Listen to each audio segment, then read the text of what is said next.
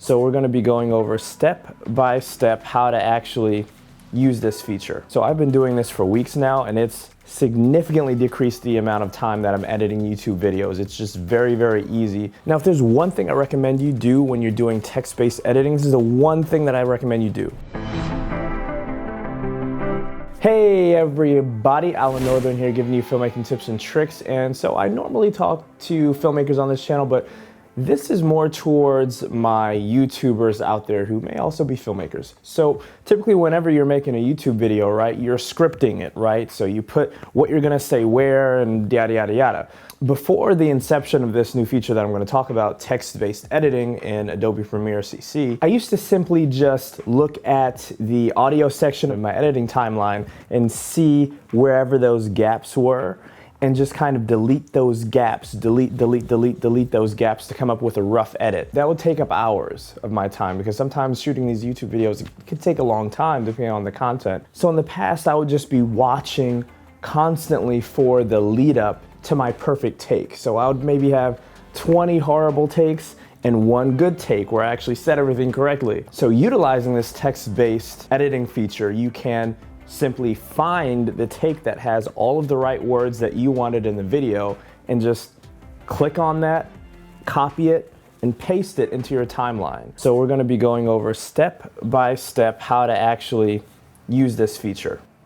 So what we are going to do is go to new sequence. Doesn't really matter. I'm going to call this text-based editing. I'm going to go to File and then Import, and we're going to find some footage that we want to use.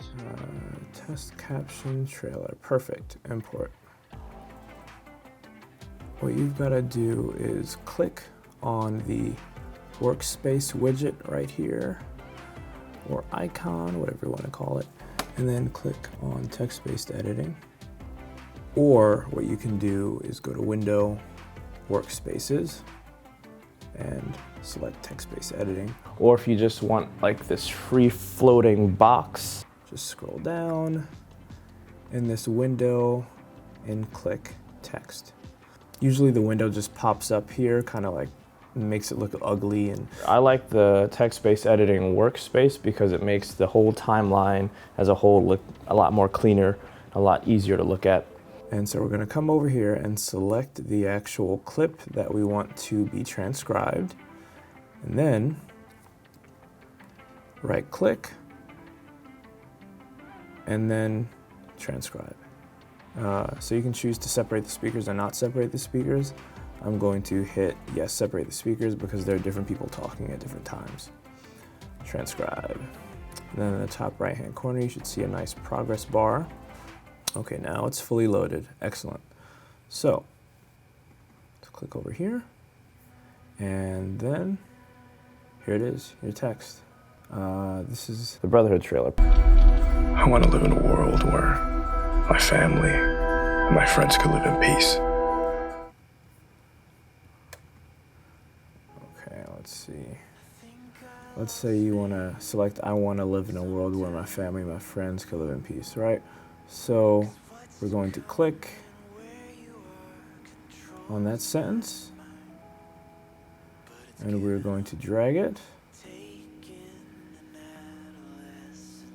down to our editing timeline. Change sequence settings, it's fine. Oh, there we go. I want to live in a world where my family and my friends could live in peace.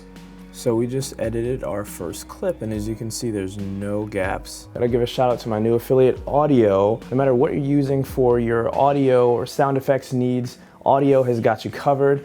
So I have a limited time deal available to all of you guys needing audio or music and sound effects in your videos. There's 70% off that they're offering right now. If you click on the link below, you'll get 70% off an entire year of audio. Now, if there's one thing I recommend you do when you're doing text-based editing, this is the one thing that I recommend you do. So the number one thing that's really important about text-based editing is that you always want to be sure that pauses are shown. right guys? Because you don't want your pauses to be absent from the visuals over here. You want to see those pauses because with respect to your YouTube content creation or your video creation, 9 times out of 10, the pauses or the gaps in the timeline, useless to you.